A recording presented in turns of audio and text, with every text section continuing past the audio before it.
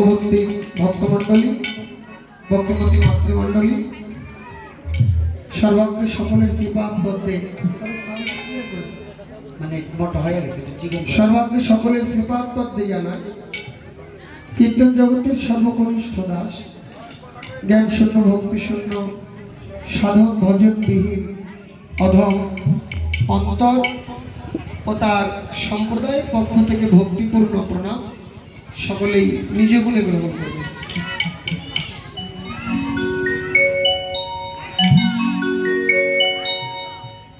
শ্রীমৎ গৌরসুন্দরের অশেষ বিশেষ কৃপা করুণায় আজ আমাদের সকলের পরম সৌভাগ্য লাভ হয়েছে এই 11 শ্রী গ্রামে সার্বজনীন দুর্গা মন্দির প্রাঙ্গণ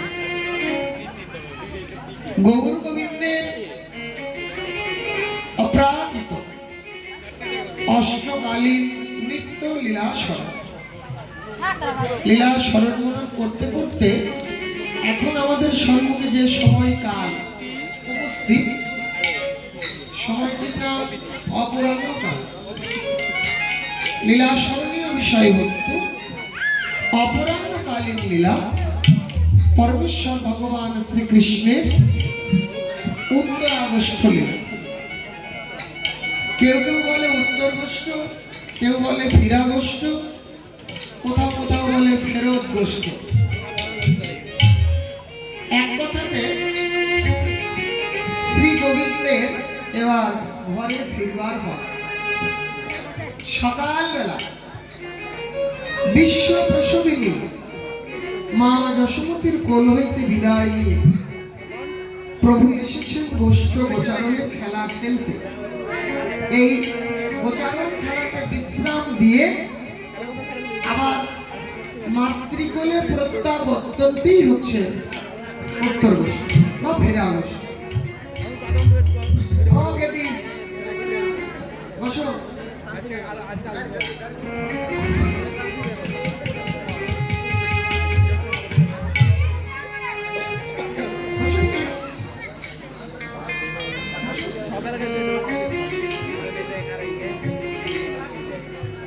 মাতৃকোলে প্রত্যাবর্তনটাই হচ্ছে উত্তরাগস্ত।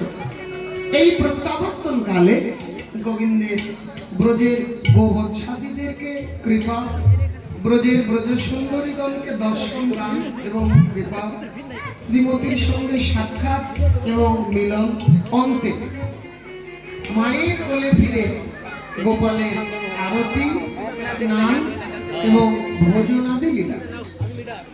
স্মরণের সময় সূচিকাল বিশুদ্ধ গৌর গোবিন্দের লীলামৃত গুটিকা, ভজন গুটিকা অনুযায়ী 6 দণ্ডকাল, আর আমাদের আধুনিক সময় অনুযায়ী 4 ঘন্টা 48 মিনিট।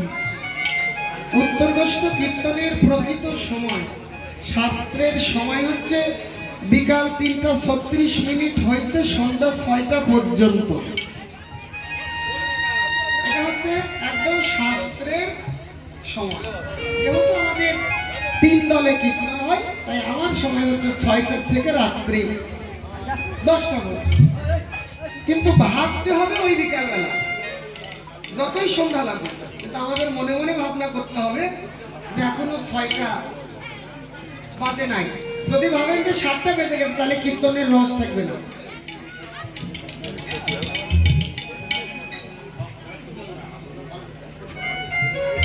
তো এই কারণে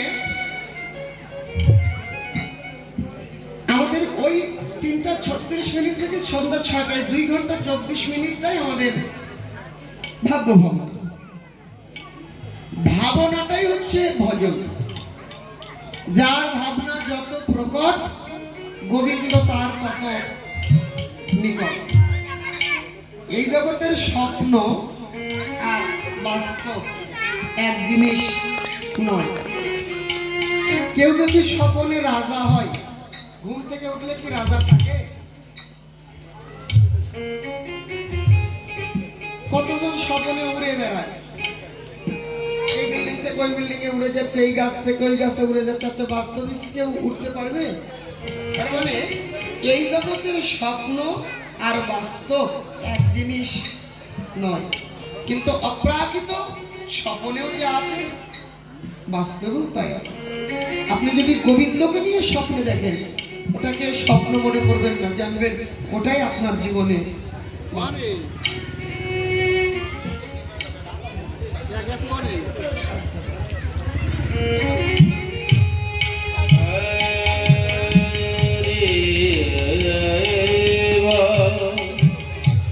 তাহলে এই জগতের স্বপ্ন আর বাস্তব এক জিনিস নয়, আর অপ্রাকৃত স্বপ্নেও যা আছে বাস্তবেও তাই আছে।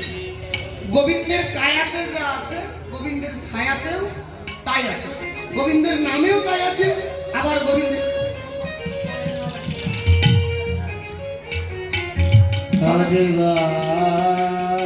বৌমা খালি ভুল করে। সকালবেলা শিখাই দিলাম না, আবার পুরো বউ হবে, তাহলে সব শিখাই ভালো লাগবে না।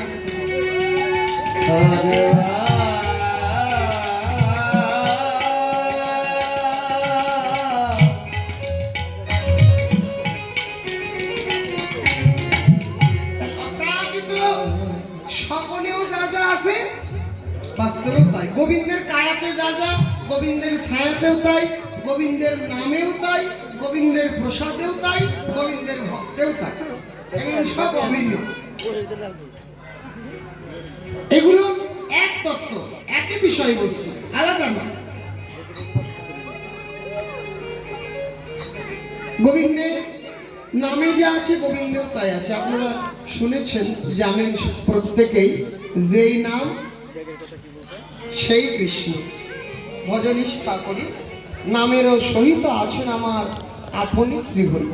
কিন্তু এই জগতের মানুষের নামের সাথে চরিত্রের কিন্তু মিল হয়।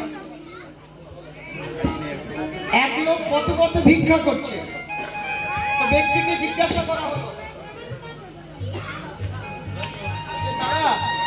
আপনার নাম কি?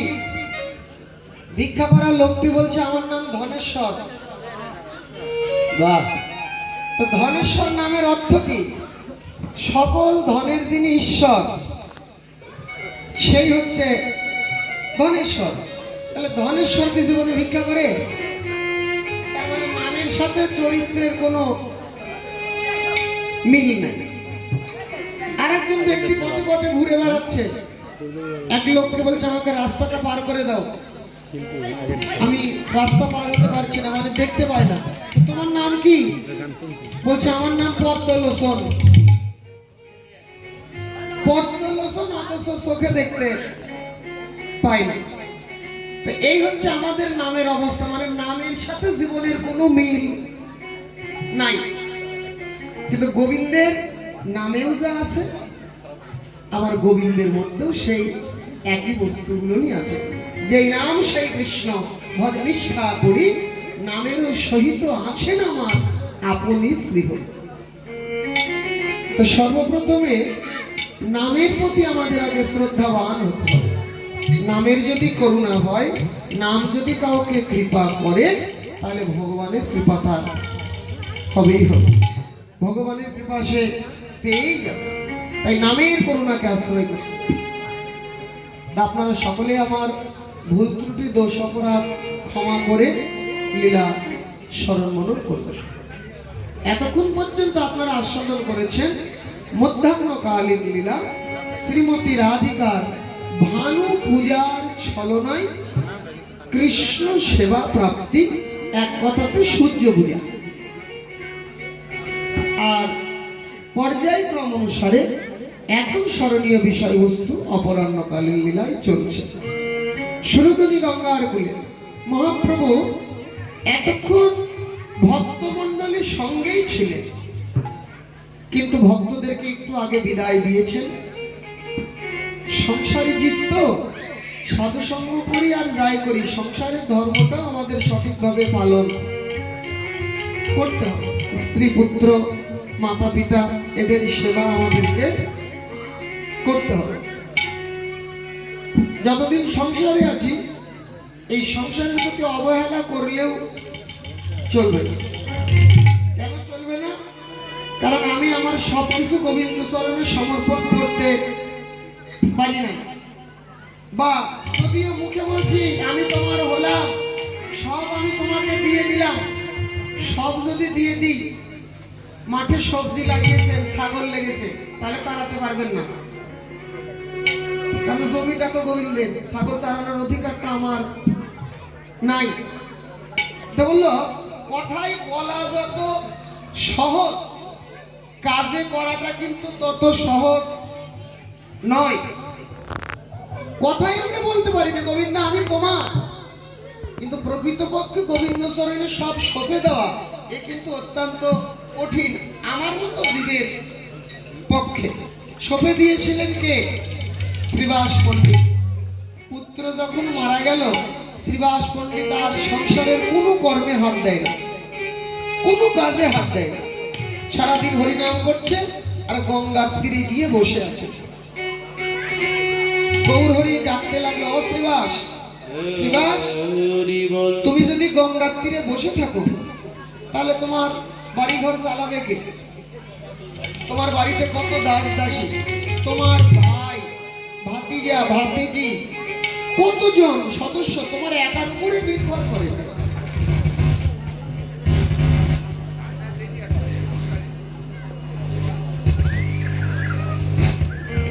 তোমার একার উপরে সবাই নির্ভর করে আছে, জীবিকা নির্বাহ করছে, তাহলে তুমি যদি বসে থাকো তাহলে তোমার সংসার চালাবে কে?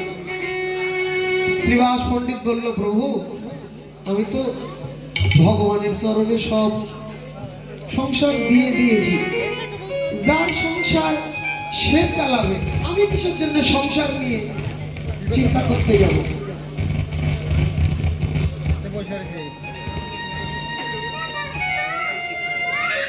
আমি কিসের জন্য সংসার নিয়ে চিন্তা করতে যাব? ভগবান সেই দিন বলেছিল, শ্রীবাস, লক্ষ্মীও যদি ধনের অভাবে, খুব মন দিয়ে শুনবে মা, লক্ষ্মীও যদি ধনের অভাবে কোনোদিন দাঁড়ে দাঁড়ে ভিক্ষা করে, তথাপিও তোমার ঘরে কোনোদিন অভাব হবে না, কারণ তোমার সংসার গোবিন্দের সংসার। লক্ষ্মীও যদি অভাবে পড়ে, তাও তোমার কোনোদিন অভাব দেখা দেবে। সমর্পণ যদি কেউ সঠিকভাবে করতে পারে, তখন তার সবকিছুই ভগবানই বহন করে। তো ভক্তগণ একে একে সবাই ঘরে ফিরে গেলেন, কেউ রাস্তাতে আছে, কেউ যাচ্ছে। এমতো অবস্থায় মহাপ্রভু গঙ্গা তুলে নিয়ে এসে আবার হরিনাম সংকীর্তন আনন্দে বিহর হয়েছে। তত্ত্বজ্ঞ পদ লিখলেন, সুরধুনির তীরে আজও গৌর কিশোর। বলো, গৌর কিশোর এ কি ব্রজ কিশোরের মতো? বলল, না না, তোমরা জানো না, ব্রজের নন্দ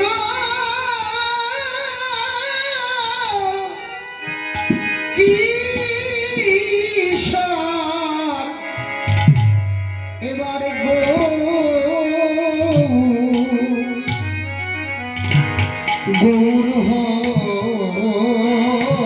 হলো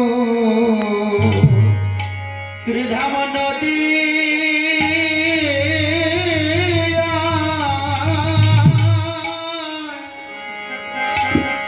ব্রজের নন্দ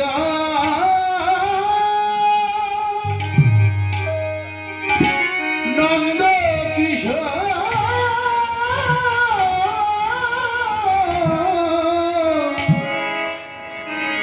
এবার গৌর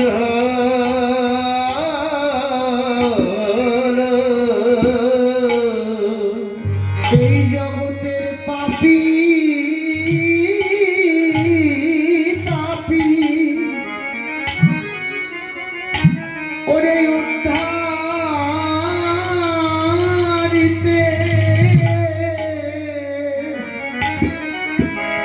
ব্রজের নন্দ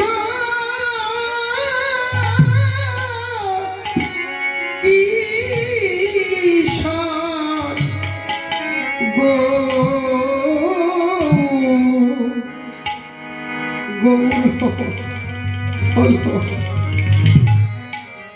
জগতের পাপী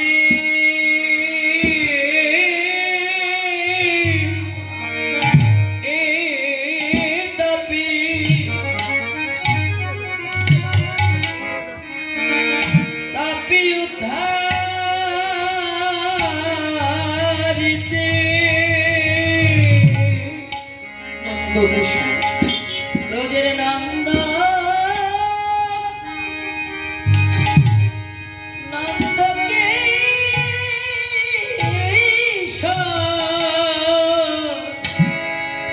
এবার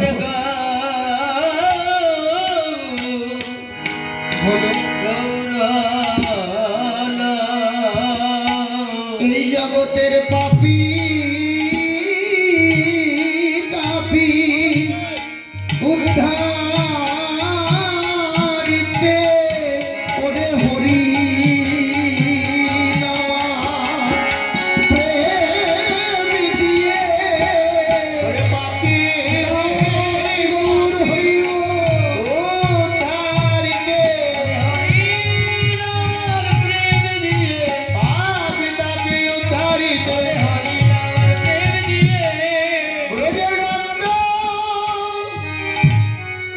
নন্দ কিশোর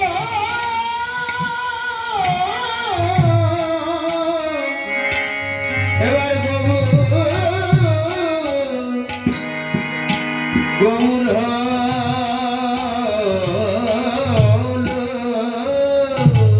মহাপ্রভু প্রতি পামর পাষণ্ড জীবেদেরকে আগে উদ্ধার করবেন, এটাই হচ্ছে তার পূর্ব প্রতিজ্ঞা, ভক্তকে নয়।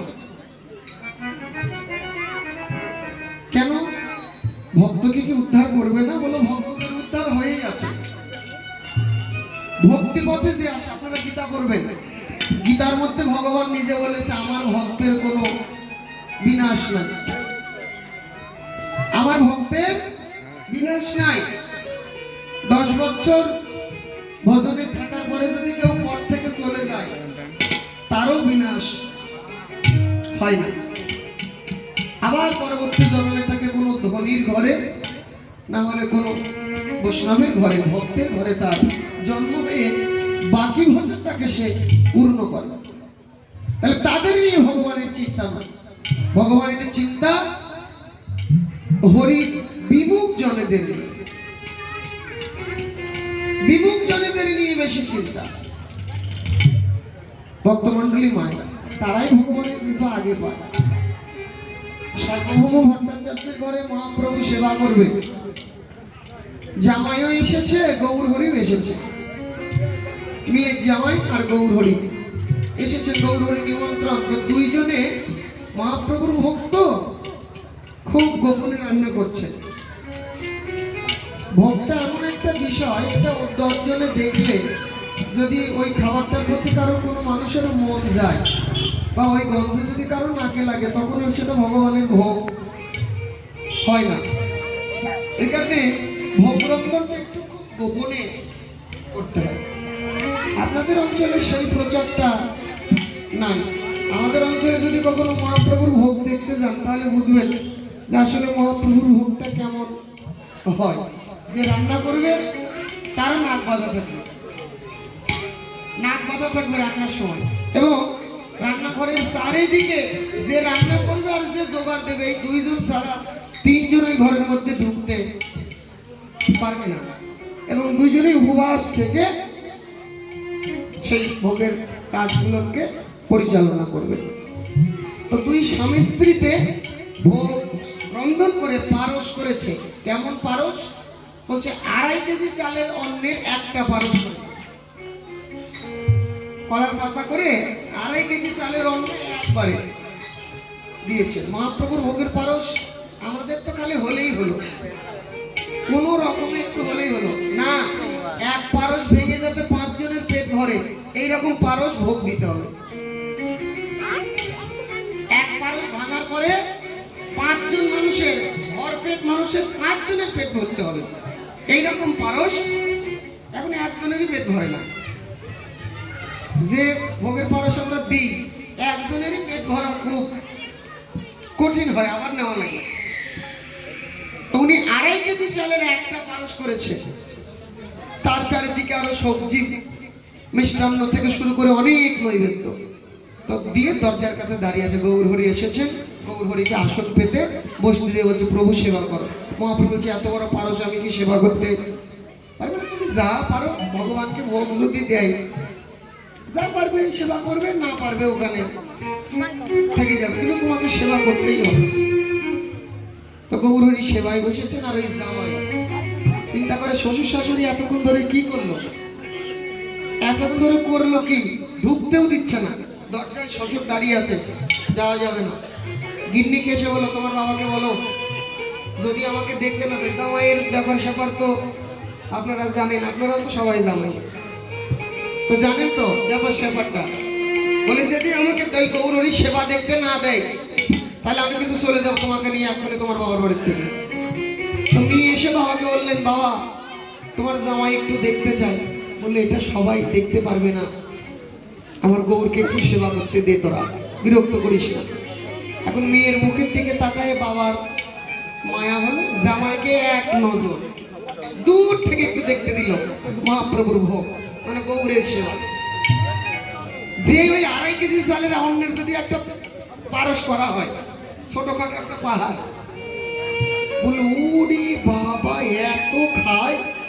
সন্ন্যাসীদের তো ভালো মন্দ খেতে নাই, জিহ্বার লালসায় মন ইতি উতি দায়, কৃষ্ণদর পরায়ণ তবু কৃষ্ণ নাহি পায়। এই জিহ্বা থেকে খাবারের স্বাদটাকে দূর করতে হবে, কৃষ্ণ নামের স্বাদটাকে গ্রহণ করতে হবে, তবে হবে কৃষ্ণ প্রাপ্তি। এত খায়, হায় হায় হায়, 10 জনের খাওয়া একাই খাচ্ছে। এটা যেই বলেছে শ্বশুরের হয়ে গেল রাগ।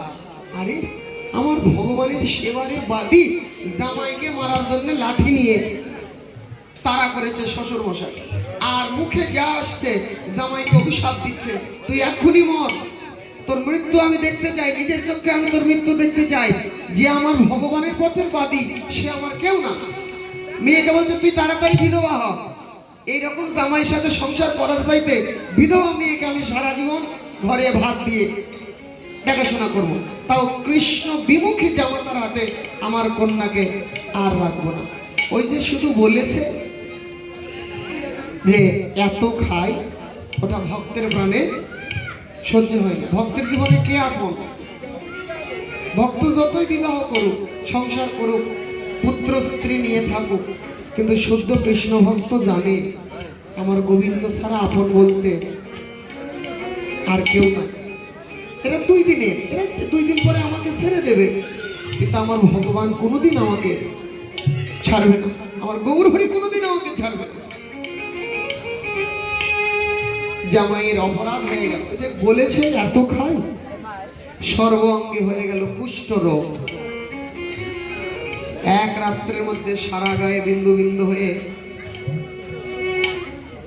ছোট্ট ছোট্ট করে ফোসা হয়ে, সেখান থেকে ঘা হয়ে দগদগে গলানো পচানো ঘা, এক রাত্রের মধ্যে সর্বাঙ্গে হয়ে গেল।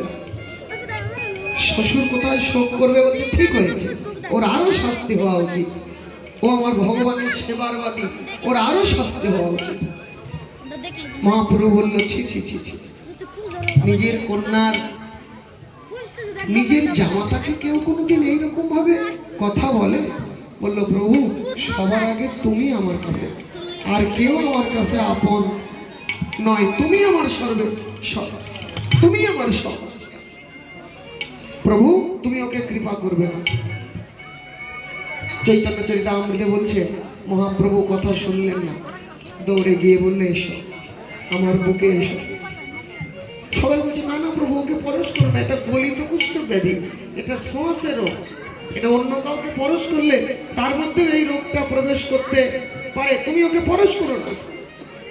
মহাপ্রভু কারো কোনো কথা শুনলেন, যেই বুকে জড়িয়ে ধরে আলিঙ্গন দিলেন, গৌরঙ্গের পরশে এক দণ্ডের মধ্যে শরীরের যত রোগ ছিল সব রোগ মুক্ত হয়ে গেল, সব ব্যাধি ভালো হয়ে গেল। বুকের সাথে জড়িয়ে ধরলেন। ভালো যখন হয়েছে, জ্ঞান ফিরেছে, প্রভু আমি অপরাধ করেছি, আমি ভুল করেছি, আমি তোমার নিন্দা করলাম আর তুমি আমাকে বুকে জড়িয়ে ধরলে।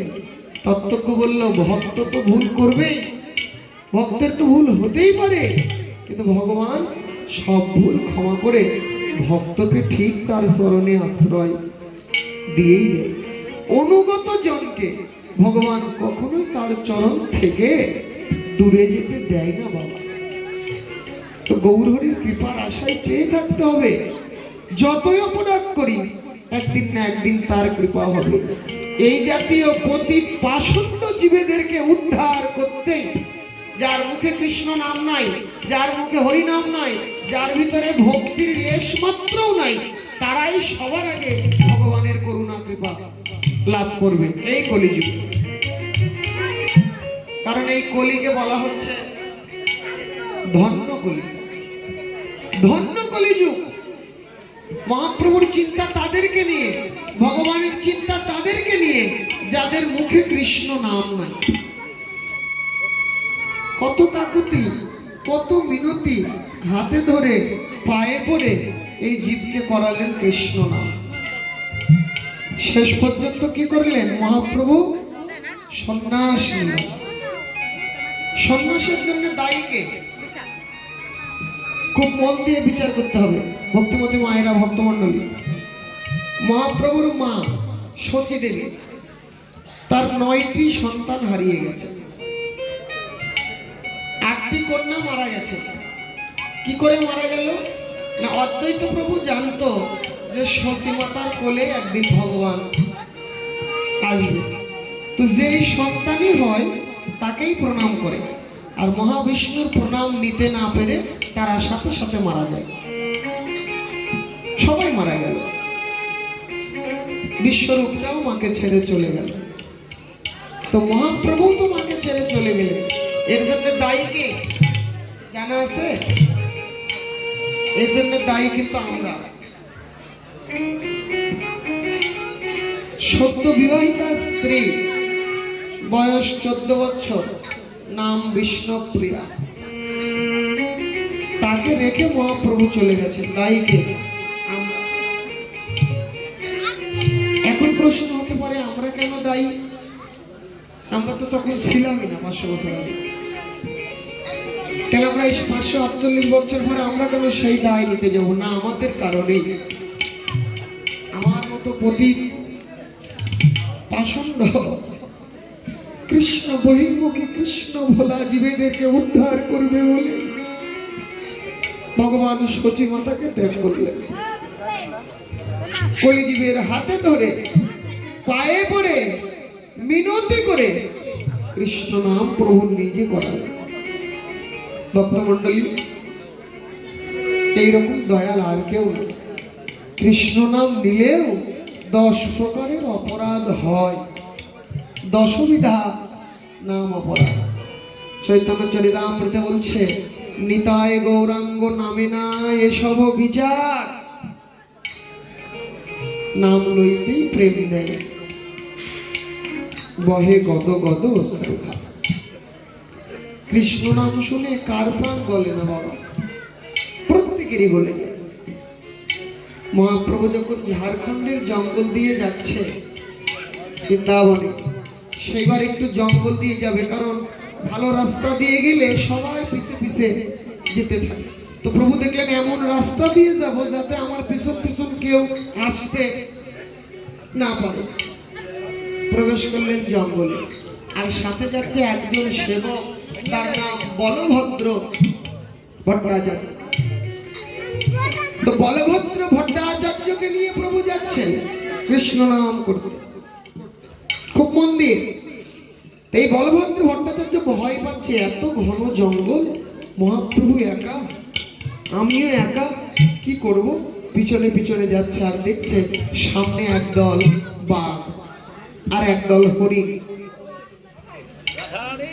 ছুটে আসছে একই রাস্তা দিয়ে। কি করতে? আমরা তো জানি বাঘ দেখলে হরিণ কি করে? পালায়ে যায়। কিসের জন্য? ভয়ে। কিন্তু আজকে বাঘ আর হরিণের কোনো ভয় নাই। কৃষ্ণ নাম শুনে বাঘে আর হরিণে একে অন্যের সাথে প্রেমে করছে আলিঙ্গন। বাঘ হরিণ একে অন্যকে চুম্বন করছে। বলভদ্র ভট্টাচার্য দেখছে আর কাঁদছে, প্রভু তোমার এত করুণা, তোমার নাম শুনে বাঘে আর হরিণে একে অন্যের সাথে মিতালি করলো।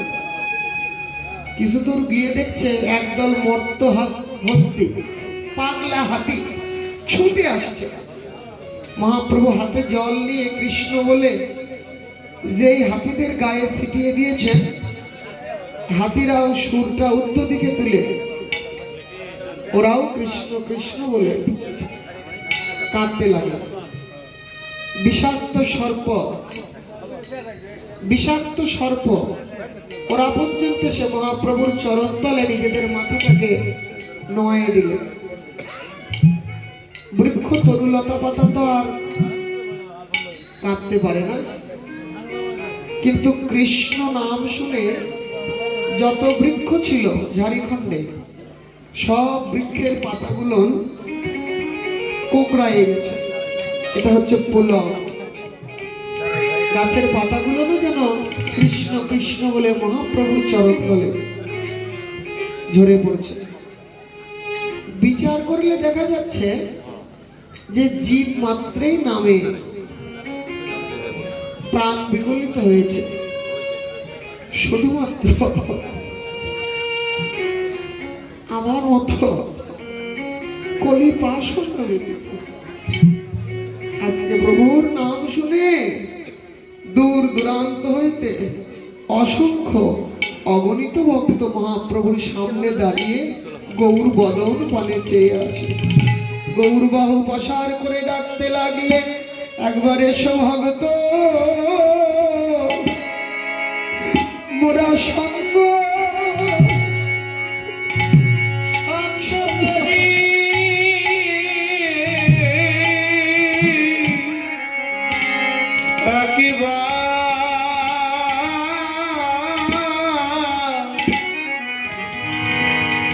একবারে ভক্ত মোরা সঙ্গ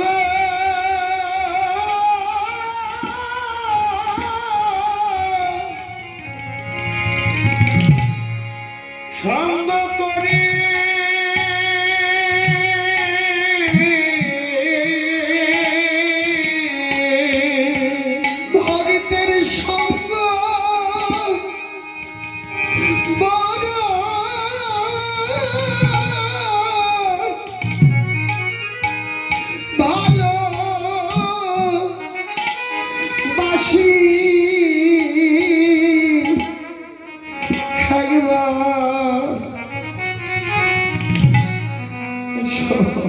একবারে ভক্ত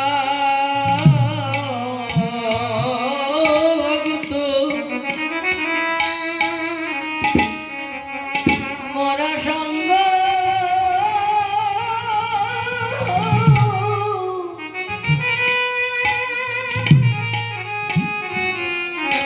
সঙ্গ করি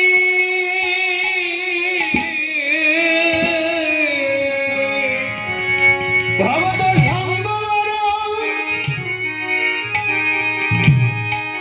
ভগত সঙ্গ ভজ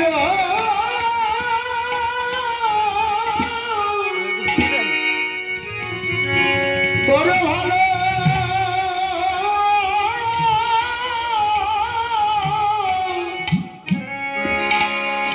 ভালোবাসি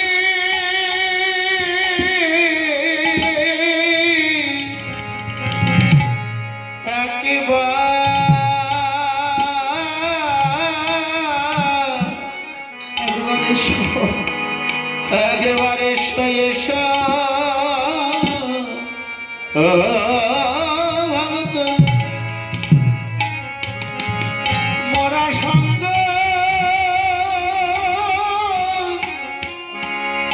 করি ভক্তের সঙ্গ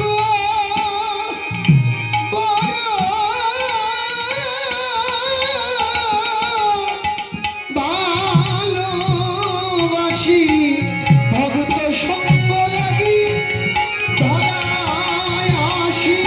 ভগত সঙ্গ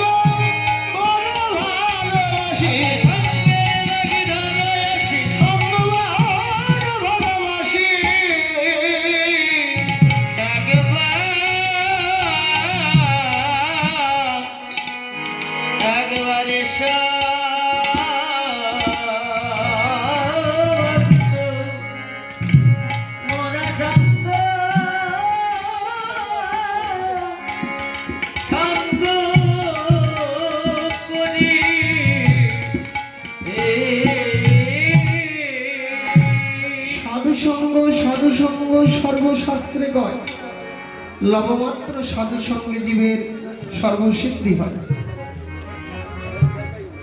জীবনে যতদিন বেঁচে থাকবেন একটা জিনিস মনে রাখতে হবে, যেখানে সাধুগুরু বৈষ্ণবের সঙ্গ হোক, পারুন আর না পারুন, চেষ্টা করবেন, ভাববেন যে আমি ওই জায়গাটায় যাব। এতে করে যদি কেউ যেতে নাও পারে, মৃত্যু যদি হয়ে যায়, বলে তাও সে ভগবানের চরণে লাভ করবে। ছেলে হরিনাম করে তো বাবা করে না, তো বাবার যেই দিন শেষ দিন, মানুষের মৃত্যুর 6 মাস আগের থেকে কিছুগুলো লক্ষণ লক্ষ্য করা যায়, লক্ষণ পাওয়া যায়। 6 মাস আগের থেকে বোঝা যায় যে ওনার মনের পরিবর্তন হয়ে যায়। মৃত্যুপথে যাত্রী মানুষের ভক্তমন্ডলী, ভক্তিপতি মায়েরা যেই দিন মারা যাবে সেই দিন ছেলের হাত ধরে বলছে, বাবা ওকে একটা কথা বলি। কি বাবা বলো? বললো, দেখ তুই আমার ছেলে হয়ে যা করিস, আমি তোর বাবা হয়েও তা করতে। গান কিন্তু ভালো হইতেছে। যেখানে সাধু সঙ্গ হয় তুই চলে যাস, যেখানে কৃষ্ণ নাম হয় তুই চলে যাস, কিন্তু তোর পিতা হয়েও তো আমার মনে কোনোদিন ওই বাসনাও আসে না। বাপরে, তুই তো আমাকে উদ্ধার করবি। তো তোকে একটা কথা বলি, একটা যদি জপের মালা আমাকে এনে দিতিস আজকে, আমার খুব ইচ্ছা করছে আমি কৃষ্ণ নাম জপ করব। ছেলের কি আনন্দ, কৃষ্ণ ভক্ত সন্তান তো। কৃষ্ণ ভক্তের কাছে যদি কেউ এমন কিছু চায়, তাহলে তাদের খুব খুব আনন্দ। বাবা, ভগবান তোমাকে কৃপা করেছে, কৃষ্ণ নাম করার তোমার ইচ্ছা জেগেছে, এটাই আমার অনেক বড় পাওয়া, অনেক বড় পাওয়া। মালা খুঁজতে বেরিয়ে পড়লেন, সকাল থেকে সন্ধ্যা পর্যন্ত খুঁজে বেড়ালেন, কিন্তু কোনো দোকানে একটা জপের মালা জোগাড় করতে পারলেন না। ছেলেটা রাস্তায় বসে থেকে কাঁদছে, আশা করে বাবা আমার কাছে একটা জিনিস চাইলো, আর আমি বাবাকে সেটা দিতে পারলাম না। আমি এত বড়ই অপদার্থ সন্তান। প্রত্যেকটা সন্তানের কর্তব্য বাবা মা যখন বয়স হয়ে যাবে তাদের শখগুলোকে পূরণ করা। আমরা ছোট থাকতে করে নাই, বাবা মা করে নাই, যা চেয়েছি সামর্থ্য না থাকলেও সেটা জোগাড় করে এনে দিয়েছে। সামর্থ্য না থাকলেও যেভাবেই হোক এনে দিয়েছে। তো সন্তান যখন সামর্থ্য হয়ে উঠবে, পিতা মাতার স্বপ্নগুলোকে সন্তানের পূরণ করা, এটা তাদের কর্তব্য, দায়িত্ব।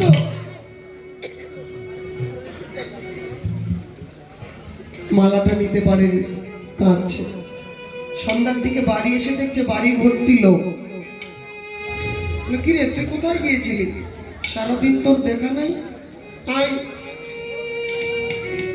বাড়ির মধ্যে ঢুকে দেখছে যে বাবা জপমালায় জপ করতে চাইলে সেই বাবাকে তুলসী তলাতে সবাই মিলে সবাই রেখেছে। তার মানে বাবা আর না।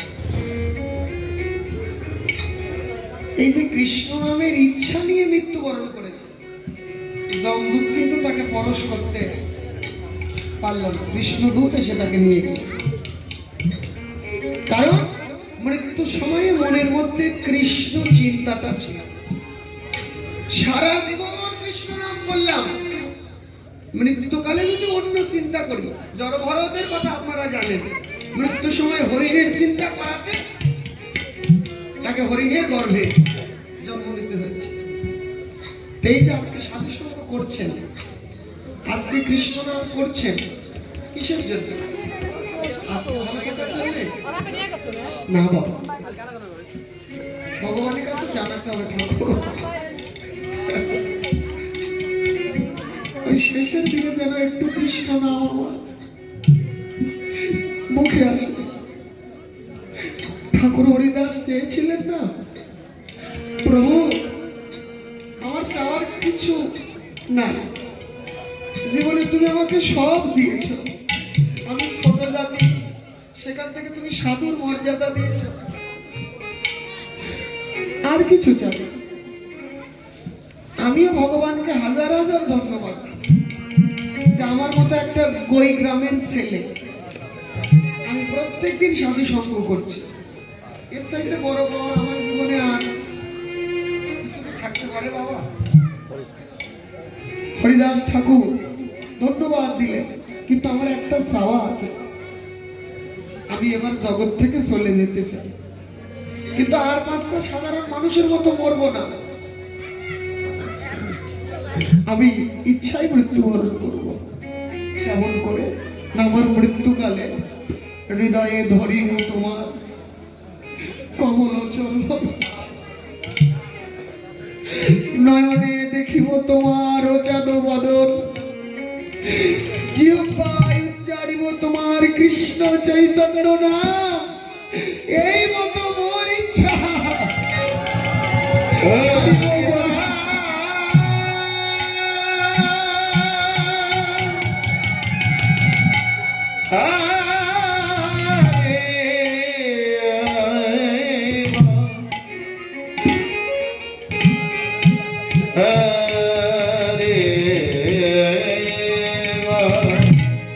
এই ইচ্ছা মৃত্যুর বদলান চেয়ে আজকে আমরা ভক্ত সঙ্গ করছি, কৃষ্ণ নাম করছি, আজ ভালো থাকার জন্য নয়, যেন শেষের দিনে এই কৃষ্ণ নামটা একটু আমার মনে আসে। বাবা সাধু সঙ্গ করে যা অর্জন করছেন এটা কোনোদিন নষ্ট হবে না, কোনো কালে নষ্ট হবে না, কেউ নষ্ট করতে পারবে না। দুই ভাই, একজন ভক্ত পথে, আরেক ভাই ভক্তি পথে না থাকলেও অশ্রদ্ধা করে না, অভাবের সংসার, শান্তি নাই। বড় ভাই ছোট ভাইকে বললো, ভাই তুই যদি একটু বাইরে যেতিস, মনে হয় রোজগার করলে আমাদের সংসারের আর্থিক অবস্থাটা ভালো হতো। ছোট ভাইকে পাঠালেন বিদেশ, যে তুই বিদেশে গিয়ে রোজগার কর। তো যেই দিন বিদেশে যাবে সেই দিন দাদাকে বলে গেছে, দাদা আমি তোমাকে টাকা পাঠাবো, আর তুমি আমার হয়ে যত কাজ করার দরকার বাড়ির সব কাজগুলো তুমি করবে। খুব মন দিয়ে শুনবে মায়েরা। যথারীতি পাঠিয়ে দিলেন, যেই দিন বিদেশ যাবে সেদিন একটা বৈষ্ণব সেবার আয়োজন হলো। বৈষ্ণব সেবা হলো, বৈষ্ণব সেবা করতে ভাইকে বিদেশে পাঠালেন। দাদা কৃষ্ণ নাম করছে, প্রথম মাসের যেই দিন বেতন এসেছে, কপালটা খুব ভালো, তো বিদেশ যাওয়া মাত্র ভালো একটা কাজ পেয়ে গেছে, মোটা অঙ্কের বেতন, বড় মাপের বেতন। দাদার নামে সব, 1 টাকাও নিজের কাছে রাখে নাই, সব দাদার নামে দেশে পাঠিয়ে দিয়েছে। তো এই দেশে টাকা আসা মাত্র বড় ভাই টাকা কি করবে, আবার এরকম 4-5 গ্রামের 10 গ্রামের ভক্ত নিমন্ত্রণ করে যে টাকা পাঠিয়েছিল তার চাইতে বেশি খরচ করে সব শেষ। এখন 8-10 বছর ভাই বিদেশে, 8-10 বছরে বাড়ির নকশা পাঠিয়েছে, অনেক কিছু পাঠিয়ে দিয়েছে, কিন্তু এই 8-10 বছরের যত টাকা সব সাধু সেবা দিয়ে শেষ, সব শেষ করে ফেলেছে। এটা হচ্ছে এক প্রকারের নেশা। এই যে কীর্তন দেওয়া, বাড়িতে বৈষ্ণব সেবা দেওয়া, এগুলো নেশা হয়ে যায়। অন্য নেশা সারানো যায়, কিন্তু সাধু সঙ্গের নেশা কাউকে সারানো যায় না, এই নেশা ছাড়ানো যায় না। 10 বছর পরে ভাই বিদেশ থেকে ফিরে এসেছে, গ্রামের লোকেরা ওকে দেখছে আর হাসছে। কিরে আসলি কেন, আরো থাকবি, দাদার তো ভালোই হচ্ছে। মানে বুঝতে পারছে না, সমাজের লোক কিন্তু এইরকমই, সমাজের লোকের কাজই তাই, সুখে থাকলে তার পিছনে খোঁচা দেওয়া, দুঃখ থাকলে জীবনে কেউ 1 গ্লাস জলও দেবে না। সময়ের বন্ধু সকলেই হয়, অসময়ে হায় কেউ কারণ। কত দেখলাম, বহু দেখেছি জীবনে। এতটুকু বয়সে অভিজ্ঞতা কম হয়নি, অনেক দেখেছি। সময়ের সময় সবাই বন্ধু, আর যখন অদিন ছিল সেদিন এক ফুট ভাত দিয়ে কেউ ডাকে নিয়ে এসে খেয়ে যা। এখন বন্ধু বান্ধব আত্মীয় কুটুমের কোনো অভাব, সবাই কুটুম, সবাই আত্মীয়। তো কি রে, এতদিন এত তাড়াতাড়ি আসলি কেন? আরো 10 বছর থেকেই আসতে পারতিস। হরিবাব বাড়ি এসেছে, কারো কথাতে কান দেয়নি, কারণ ওর দাদার উপরে ওর আবার খুব বিশ্বাস, অগাধ বিশ্বাস। বাড়ি এসেছে, বাড়ি আর চিনতে পারছে না, মানে দেওয়ালেও আর মাটি নাই। সাধু সেবা দিতে দিতে সব শেষ, ঘর নাই, বাড়ি নাই, চাল নাই, চুলা নাই। ওই ওই ওর মধ্যেই এক জায়গায় বসে থেকে মালা নিয়ে জপ করছে আর কাঁদছে। ইতিমধ্যে ছোট ভাই এসেছে, ভাইকে দেখে বুকে জড়িয়ে কাঁদতে লাগলো। ভাই ভালো আছিস? এতদিন পরে তোর মুখটা দেখতে পেলাম। কপালে চুম্বন করছে, আদর করছে, কিন্তু ছোট ভাই শান্তি নাই। ও দাদা, আদর টাদর পরে হবে, টাকাগুলো কোথায়? এখন যত শোক আছে তার মধ্যে টাকার শোক হচ্ছে বড় শোক। দেখি মানুষকে পাগল করে দেয়, মৃত্যু পর্যন্ত হয়ে যায় টাকার সঙ্গে। বলে ভাই রে, তোর টাকা আমি কি করবো, সব তোর নামেই আছে, একটু বস, প্রসাদ পা।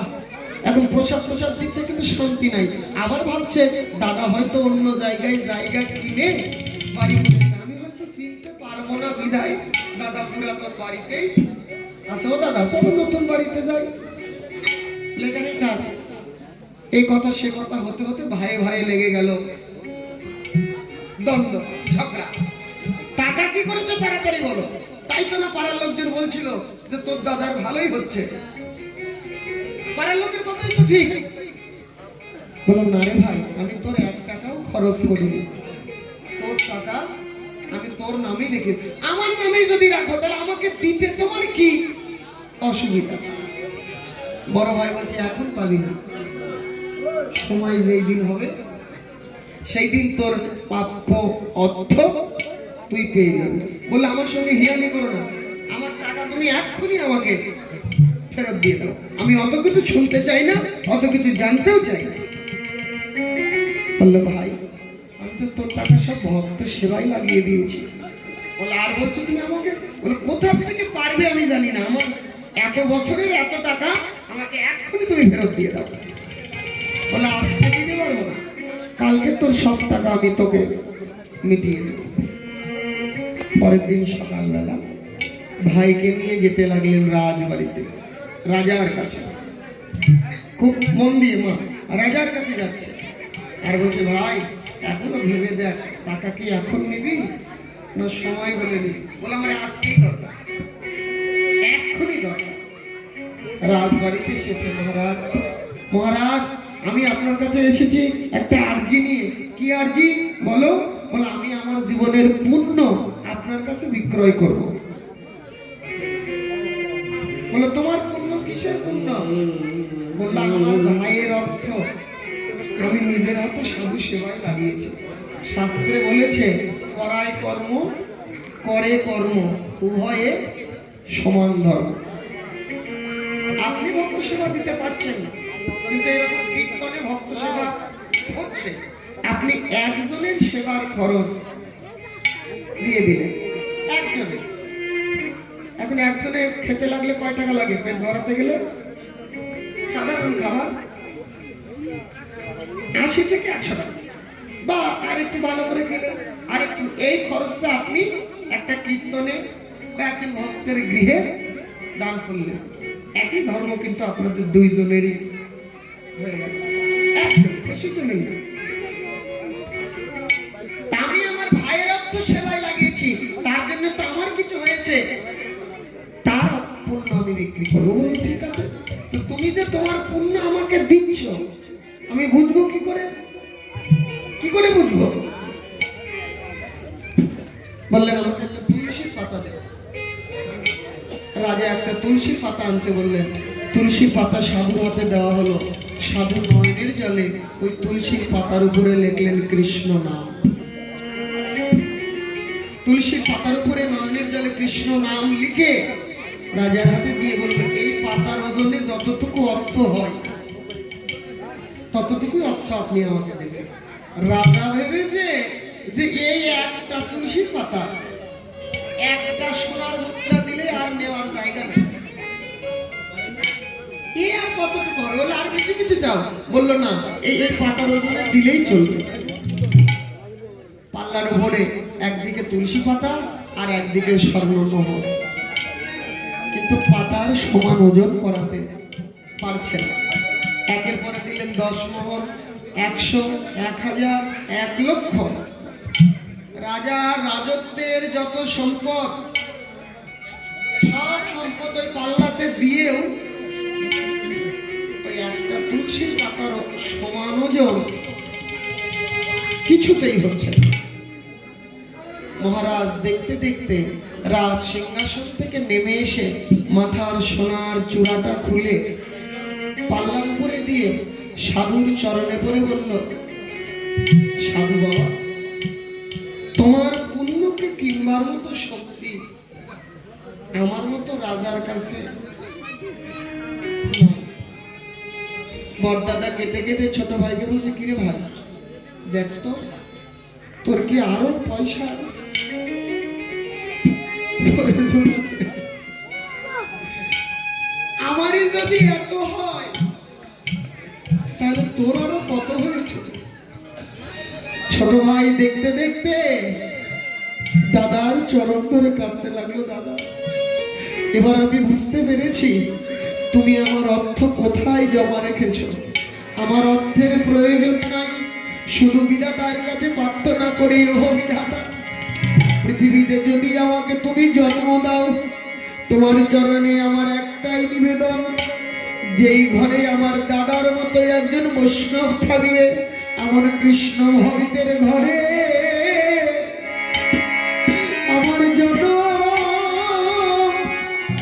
দিও প্রভু হে।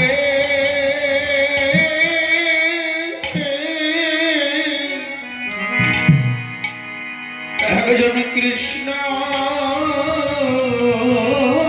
ভক্তি ঘরে জানা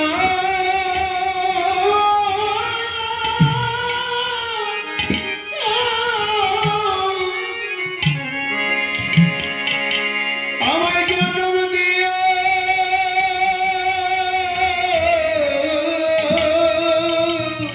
প্রভু হে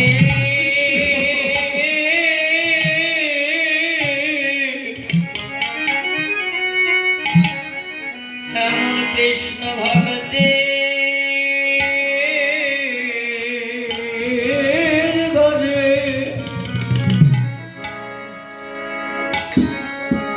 আমায় জানা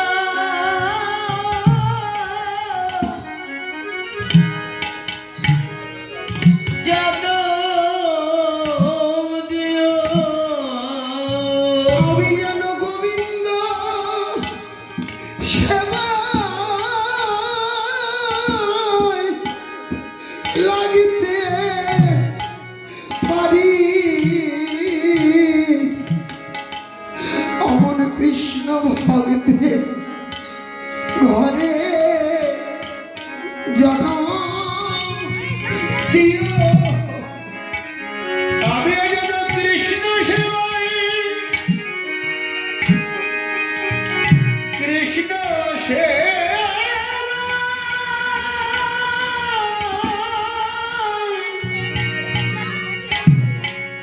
সেবায় লাগিতে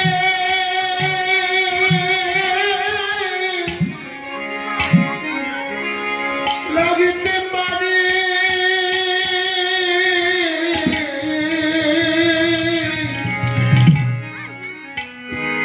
একজন কৃষ্ণ ভক্তে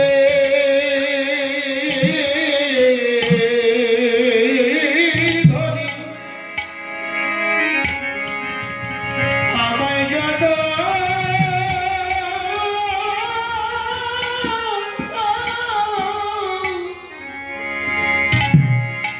জন্ম দিও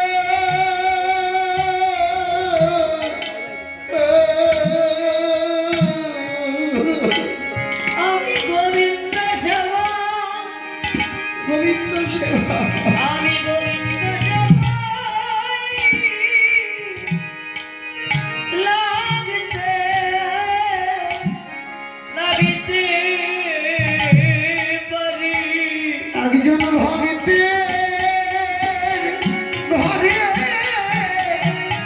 জনম দিয়া আমি যেন গোবিন্দ সেবায় লাগিতে পারি। গোবিন্দ সেবায় লাগিতে পারি। তার জন্য কৃষ্ণ ভক্তের ধনী আমায় জানা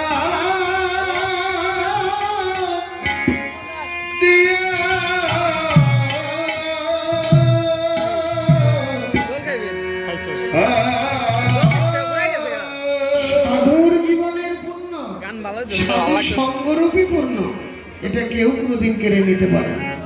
তাই আজকে ওই তো রাত গৌরী দুটো এই